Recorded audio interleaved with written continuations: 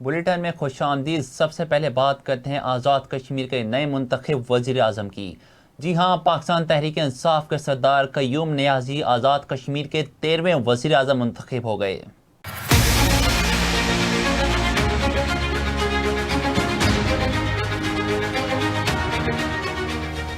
وزیر اعظم کے انتخاب کے لیے آزاد کشمیر کی قانون ساز اسمبلی میں ووٹنگ ہوئی، جس میں تحریک انصاف کے سردار عبدالقیوم نیازی کو 33 ووٹ ملے، جس کے بعد وہ آزاد کشمیر کے 13ویں وزیر اعظم منتخب ہوئے۔ متحدہ اپوزیشن کی جانب سے چودھری اکبر لطیف کو وزیر اعظم کا امیدوار نامزد کیا گیا، جنہوں نے 15 ووٹ حاصل کیے۔ اس سے قبل آج ہی وزیر اعظم عمران خان نے سردار عبدالقیوم نیازی کو وزارت عظمیٰ کا امیدوار نامزد کیا، جس کی تصدیق وزیر اطلاعات فواد چودھری نے کی۔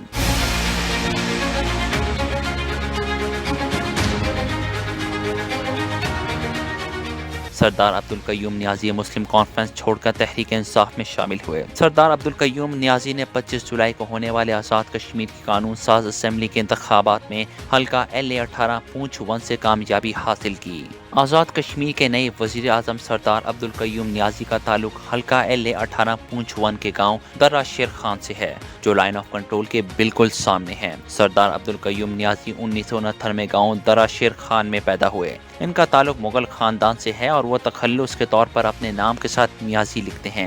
مقامی سطح پر ان کو دلی مغل بھی کہا جاتا ہے۔ ان کے آباء و اجداد 1947 میں مقبوضہ کشمیر سے ہجرت کر کے ضلع پونچھ کے کنٹرول لائن پر واقع علاقہ درہ شیر خان میں آباد ہوئے۔ ان کے بڑے بھائی سردار غلام مصطفیٰ مغل 1940 میں وزیر مال رہے۔